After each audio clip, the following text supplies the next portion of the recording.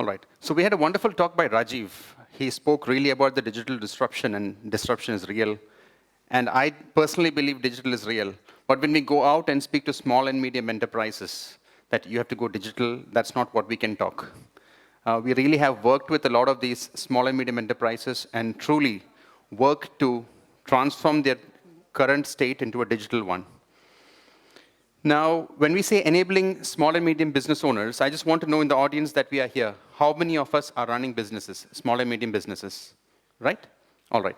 So how many of us are in the software space? Okay, few of us. The others, are we into manufacturing or trading or some form of business-to-business transactions? Correct. All right.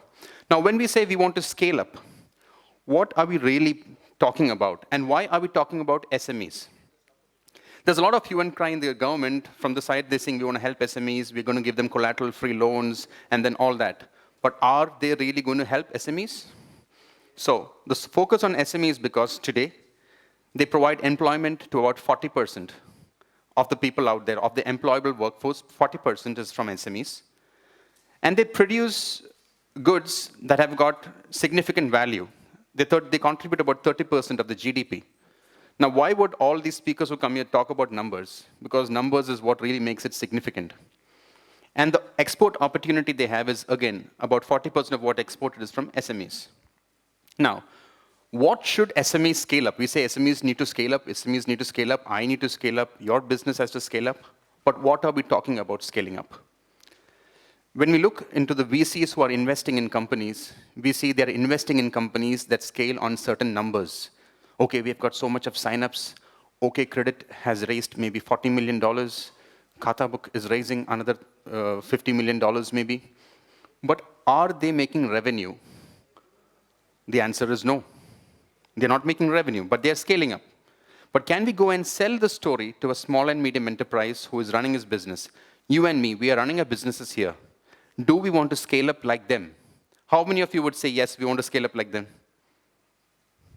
Okay. How many of us realize that we may not have to scale up like them? Just a few of us. Scaling up like them will result in something like WeWork is going through today. If you scale up without understanding what you're scaling up, definitely you're scaling up disaster. WeWork is going through a very tough time. They've got great brands, great logos outside on the road you can see. But only the founder and the top guys know what the problem they're really going through today. We as small and medium enterprises here today, we need to scale up. We need to ask the question, what are we going to really scale up? So before we answer that question, let me come to a real case study of one of the SMEs that we have put our solution in. We are catering to more than about 95 small and medium enterprises, and we really, truly digitize their operations. But we don't tell them we're coming to digitize. We tell them a few things that really is solving their problem. So this case is about one of our customers. She is the business owner of a plastic manufacturing company. They manufacture plastic files, folders, pens. They sell this to 3,000 odd traders out there, to shops out there. She sells it through some of her sales guys, through calls that she makes, through personal connects and some sort of marketing. But before she sells, she must really know, is she going to get the money for what she's giving them? So she has to manage her sales. She's getting about 100 plus orders per day, on an average 2,500 to 3,000 rupees per order. So you're looking at her selling items of 2.5 lakhs each day. Right? And when she's doing this, she has to call her warehouse guy and say, hey, don't supply this. He has to give me money. Even inke paisa tharanundu. Don't give the invoice to him. Don't give the goods to him. Now, she's managing this. If she has to know this information, she's calling her accountant. Okay, they already have a system like Tally, or maybe even something like SAP. But this company has got Tally. And what she's doing is she checks, so give me the outstanding guys. I need to follow up. Then she calls the sales guys. Hey, don't go in that area. If you're going there, don't take new orders. Just manage collections. So her entire day is filled with this. And at the end of the month, towards the end of the month, her biggest worry, the pain in her stomach is, can I pay my guy's salary? Do I have the money coming in? Now, these are the kind of SMEs we are focused talking about. Either you're a trader or in the software industry. You create an invoice for the order you're servicing, and you want to get that money back. So from this real case study, the problems that she's having is this exactly. She doesn't know her customer profitability. She doesn't know who has to pay her money. She doesn't know where to go and get the collections done. Yes, she has got an idea, and she's running behind everything, not ahead of everything. So if we clearly focus down and distill what her problem is, her first problem is she's unaware of her customer profitability. If a customer is not profitable, I should not want to serve him or her. Second, and she's got no control on her collections. If there's money out there, I would want to bring the money in. That's money that is owed to me. If I, as a business owner today, have an option of selling to a customer and getting money versus raising money from a VC, a venture capitalist, what should I do? I think the answer is very simple. I go and get money from a customer who can pay me money, because I don't give out anything more to him. To a VC, I give stakes, I give shares, and to top it, I give all the peace of mind that I actually have.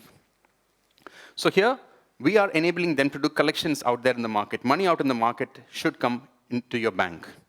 Now, these are the two main problems we can distill down. All her problems falls down into two of this. And the simple solution that we suggest is, you need to track your profitability. If an invoice is becoming unprofitable, proactively go and get that money. So to do that, you have to streamline your collections.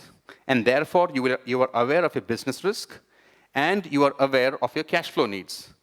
It's very simple, plain math, or plain accounts, as you call it. So now coming back to this, can I ask the question to the audience, scale up what? For your own business, let's not talk about OYO rooms. Let's not talk about WeWorks.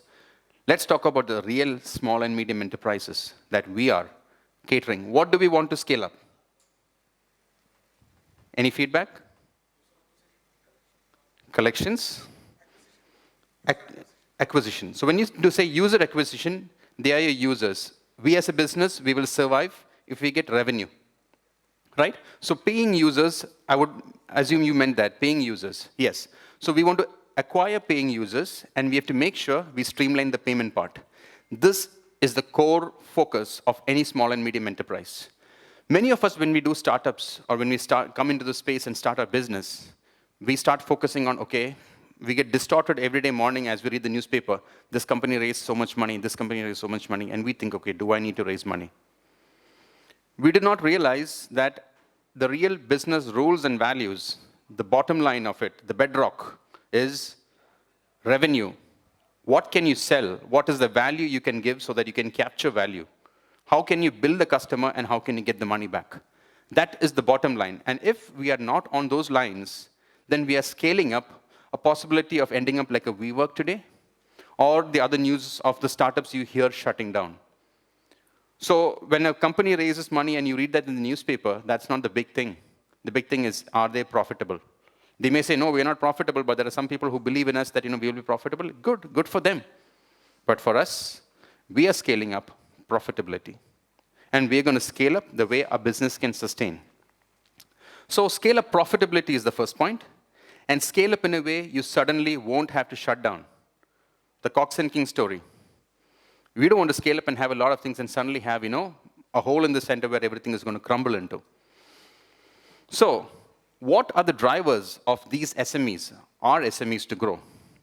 There are three key points: management practices, talent management, and access to funding. These three things. So the VCs and all come in the part where there's a funding that they want to do, assuming that you might be profitable someday. Talent management is one problem that we ourselves really strive with, and I think later during the day you'll have one of the companies speak about AI in hiring. So talent management is a concern. Most important, we as business owners, we have to have solid management practices. Now, I'm not going to take an MBA class over here, and neither have I gone for an MBA. But how do we get this out to real companies? How do we get it out to real SMEs and enable them to scale up? Be it a software company, or be it a hardware or manufacturer, or a distributor, a true SME. That brings us to the definition of SME, and it is wide. It's a wide spectrum of definition that you see. In the US, it's about 250 employees or lesser. In Europe, it's 350 employees or lesser. And in India, when you come, the government speaks in format of how much of investment you need in terms of equipments. That is a definition of SME. But all said and done, we know we are SMEs, And we would want to enable these SMEs to scale up. So what we proposed as Rapidor was we got them a sort of technology that they can adopt.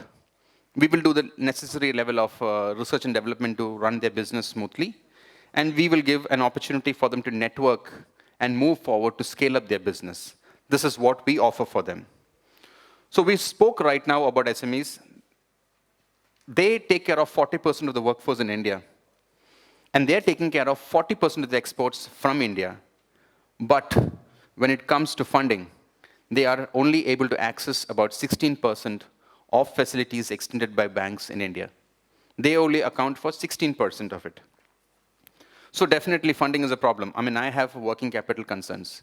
As much as we all will want to, stand strong and with a chest held high say, I'm running a business, we each of us know the troubles that we go through at the end of the month, towards the end of the month. So how do we move ahead with this? On our platform, we are looking forward to help businesses scale up employment to not less than 50%, accounted for by SMEs. That is our clear goal, clear focus, if you ask about our vision.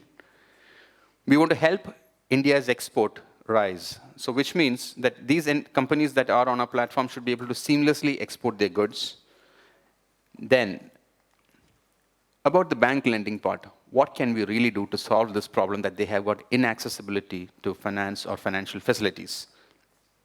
So, coming back to stitch all this together, there are 50 million SMEs out there just in India. And out of 50 million SMEs, our clear mission is to have 1 million SMEs on an automated platform and scale. Scale means not just scale up, but also maybe scale down. You need to optimize and see how much of clients you want, how much of work I need to do, so that I can make so much of revenue, so much of business. Scaling up is not always the best thing, unless you're scaling up profitability or scaling up in a profitable way. So there are 4 main steps that businesses on a platform can benefit. And this is the same thing that we would like to push out there and say. Now, can we do this all ourselves? No. We'll have to depend on different people for different things. But the first clear focus is help these businesses to have a simple workflow, these small and medium enterprises, to manage their business activity. The second one is help the business person themselves know about how their business is doing. We all have iWatches or iPhones that has got some connectivity, and the watch will tell you how your health is. So before that came, we all still owned our body, we owned everything about us, but we had no clue about all those vital numbers. Those statistics came in later. Same way, we look forward to be the iWatch or the app, the watch for a business that they're wearing, and it tells them the pulse of how they're doing proactively. So, for all these SMEs out there, we cannot go and say, we have come to digitize you. We tell them, we give you a simple workspace. Every single member on your platform, in your company, can be on this space where you can work with them, where you can assign work, where you can manage them. It should be strong enough, and it should accommodate automations. So when we said collections, so today we are able to streamline and automate the entire collection workflow. So earlier, the business owner or the person in the office used to look at the sheet, write the numbers, and then call and say, hey, you have to give us so much money. Are you going to pay us? When are you going to pay us? These are the conversations, and you had a couple of people just doing this. Today on our platform, the business owner themselves can just click a button, a pre-recorded message that says, in a nice tone, give me money, or in a very harsh tone, hey, I need my money, automated, that calls out to them, and the person hears it. If the person doesn't hear it fully, even that feedback comes back.